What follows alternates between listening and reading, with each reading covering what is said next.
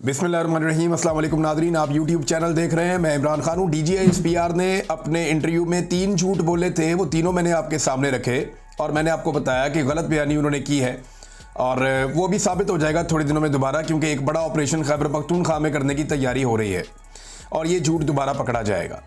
पहला जो इसके अंदर एक गलत बयानी थी वो ये थी कि फ़ौज का सियासत से कोई ताल्लुक नहीं है। फ़ौज का बिल्कुल सियासत से ताल्लुक है। मिलिट्री क़यादत जो है वो दिन रात सियासत करती है। जनरल बाजवा से लेकर अब तक सियासत हो रही है, उससे पहले भी सियासत हो रही थी। फ़ौज ने 4 मरतबा पाकिस्तान में मार्शल लॉ लगाया।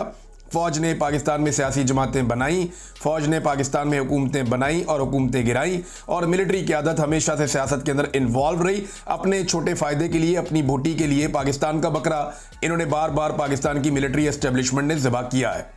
तो फ़ौज का सियासत में किरदार है और अभी जो हुकूमत आई बैठी है इसको भी इक़्तिदार में फ़ौज लेकर आई है। 17 सीटें जीतने वाला पाकिस्तान का वज़ीर आज़म बना हुआ है और उसको अब 2/3 अक्सरियत भी दिलवा दी गई है।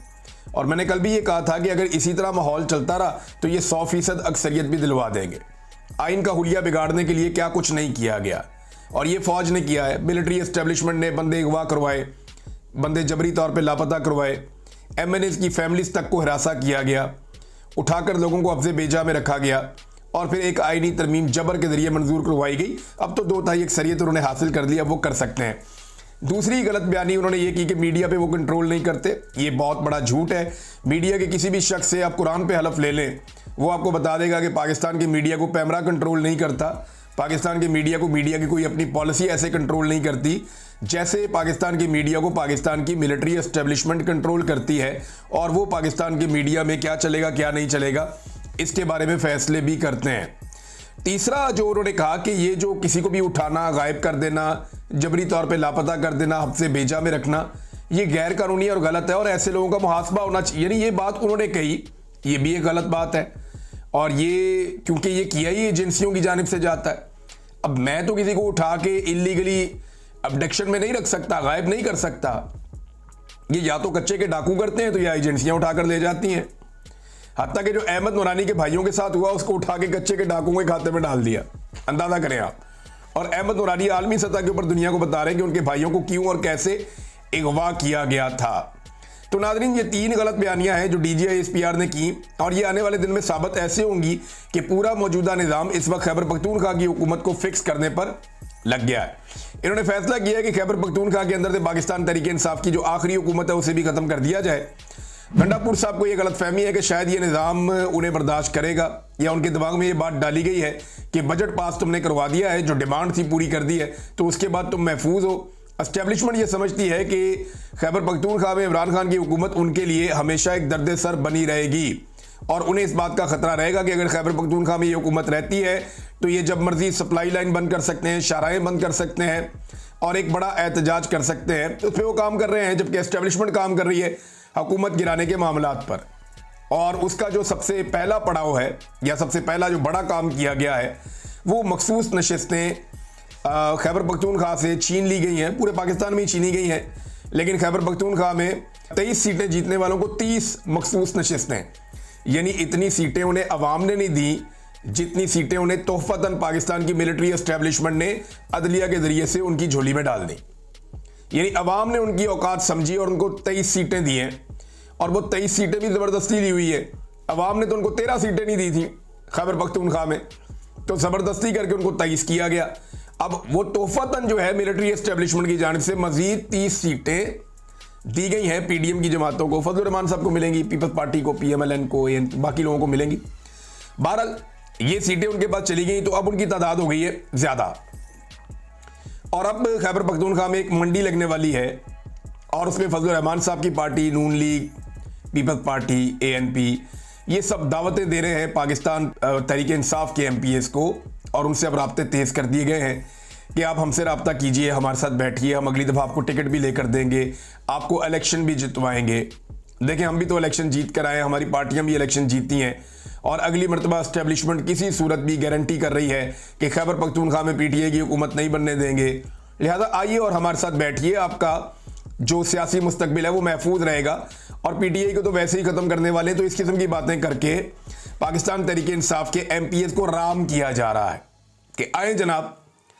और अभी एक और भी कार्रवाई होगी आने वाले दिनों में आप देखेंगे कि कुछ पाकिस्तान तहरीक इंसाफ के एमपीएन को फारिग भी किया जाएगा दबाव बढ़ाने के लिए, और जिन्हें फारिग किया जाएगा उनकी जगह पे ज़िमनी इलेक्शन में अपने बंदे लाने की कोशिश भी की जाएगी। तो ये गंडापुर साहब की कमजोरियां जो उनके सामने आ रही है, उन्हें लगता था कि वो एस्टेब्लिशमेंट को राम कर लेंगे, इमरान खान साहब को भी बाहर निकाल लेंगे और डील वील कर लेंगे, कोई मामला बन जाएगा। और हर दफ़ा वो उसी तरह चले जैसे एस्टेब्लिशमेंट ने उन्हें कहा। 2 मरतबा उन्हें अगवा किया गया, उन्होंने नहीं बताया कि कौन अगवा करके ले गया, कहाँ पे रखा, क्या डिमांड किया। वो बेचारे चुप करके बैठे रहते हैं, कभी कभी वो बढ़के मारते हैं लेकिन वो भी उनके आगे आ जाती हैं। तो अब खैबर पख्तूनख्वा की हुकूमत के ऊपर पाकिस्तान की एस्टेब्लिशमेंट काम कर रही है। कोई सियासतदानों की औकात ही कोई नहीं है, सियासतदानों को तो आगे लगाया हुआ है, सिर्फ एस्टेब्लिशमेंट इसके ऊपर काम कर रही है कि इनके बंदे तोड़ के यहां पे खैबर पख्तूनख्वा में हुकूमत तब्दील की जाए। देखते हैं वो कर सकते हैं या नहीं। एक और जो बड़ी खबर है वो नाजरीन, डीपीओ सवाबी किसको लगाया गया, इस पे एक ट्वीट किया है आमिर मुगल साहब ने। ये बंदा इस्लामाबाद में था। इस्लामाबाद में कारकुनान पाकिस्तान तहरीक इंसाफ के जो हैं उनके ऊपर जुल्म और सितम के पहाड़ तोड़े इस बंदे ने। कारकुनान को अगवा किया, उनके ऊपर तशद्दुद किया। इमरान खान, बुशरा बीबी, अलीमा खान, अली अमीन गंडापुर, उमर अयूब, शिबली फराज समेत पूरी खैबर पख्तूनख्वा काबीना पर पुलिस कांस्टेबल के कत्ल का झूठा मुकदमा भी इसने बनाया और रेंजर्स के कत्ल का मुकदमा भी इसने बनाया, इकदाम कत्ल के मुकदमात भी इसने बनाए, अगवा, चोरी और डकैती और दीगर मुकदमात भी इसने बनाए, दहशत गर्दियों के मुकदमात भी इसने बनाए, बगावत के झूठे मुकदमात भी इसने दर्ज करवाए। और ये जो एसपी है खान ज़ेब मोहम्मद, इसे इस्लामाबाद से ट्रांसफर कर दिया गया और ये वही एसपी है। जरा ये तस्वीर आप देखिए, आपको याद आ जाएगा जो सेनेटर मुश्ताक के साथ एक बड़ी यादगार तस्वीर थी ऐसे उंगली करने वाली। ये वही एसपी है जिसके अंदर रऊनत आपको नजर आ रही थी कि ये फलस्तीनियों के हक में भी किसी को निकलने नहीं देता था। जालिम और जाबिर के तौर पे इसको इस्लामाबाद में याद रखा गया।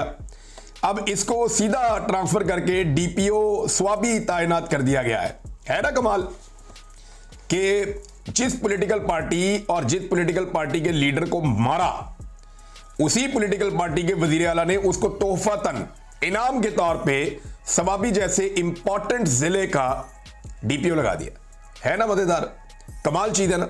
अभी आप और एंजॉय करेंगे। ये जो स्वाबी है ना, ये खैबर पख्तूनख्वा से आते हुए आखिरी जिला है। इसकी बड़ी इंपॉर्टेंस है एहतजाज की सूरत में, शाहराहें बंद करने की सूरत में, रुकावटें पैदा करने की सूरत में, और यहां से सप्लाई लाइन भी आती है। और इसलिए क्योंकि वफाक अब ये समझता है कि खैबर पख्तूनख्वा में एक एहतजाजी तहरीक शुरू हो रही है, तो अपने बंदे फटाफट जो आजमूदा बंदे हैं, तगड़े बंदे हैं अपने, उनको ले जाके खैबर पख्तूनख्वा में एडजस्ट करो। तो खैबर पख्तूनख्वा में वफाक ने अपनी मर्जी के बंदे पहले भी एडजस्ट किए हुए हैं। जो रही सही कसर है वो पाकिस्तान की इंटेलिजेंस का जो पूरा एक सिस्टम है वो अब पूरी कर रहा है, और अली अमीन गंडापुर सिर्फ हाथ पे हाथ रख के तमाशा देख रहा है। लेकिन इससे पहले भी खैबर पख्तूनख्वा के लोग बार बार ये कहते रहे कि गंडापुर ने उन तमाम आरओज कौन थे, वो सरकारी अफसरान थे जिन्होंने इलेक्शन के अंदर धांधली करवाई थी। गंडापुर ने खैबर पख्तूनख्वा की हुकूमत में उन तमाम आरओज को बेहतरीन अंदाज में नवाजा, या उस तमाम ब्यूरोक्रेसी की लॉट को बेहतरीन अंदाज में नवाजा जिन्होंने पाकिस्तान तहरीक इंसाफ के लिए जमीन तंग की हुई थी, जिन्होंने तहरीक इंसाफ के कारकुनों का जीना हराम किया हुआ था, जिन्होंने तहरीक इंसाफ से उनका मैंडेट छीना और कुछ ने छीनने की कोशिश की। लेकिन गंडापुर साहब ने उनको बहुत नवाजा, उनके ऊपर बड़ी मेहरबानियां की हैं। इसी तरह ये जो एक डीपीओ अब स्वाबी में तैनात किया गया है, इस पे गंडापुर साहब का शुक्रिया अदा करना चाहिए सारी खैबर पख्तूनख्वा की कैबिनेट को जाकर कि जनाब आप उस बंदे को यहां पे लेकर आए जिसने हमें इस्लामाबाद में डंडे भी मारे, जिसकी इस्लामाबाद मौजूदगी में हम पे गोलियां भी चली। भाई जिस बंदे के खिलाफ आपने मुकदमा दर्ज करना था उसको लाके वहां पे डीपीओ लगा दिया स्वाबी का। तो ये पढ़िए जनाब गंडापुर साहब की आज़ादी, खुद मुख्तारी और हकीकी आज़ादी की लड़ाई।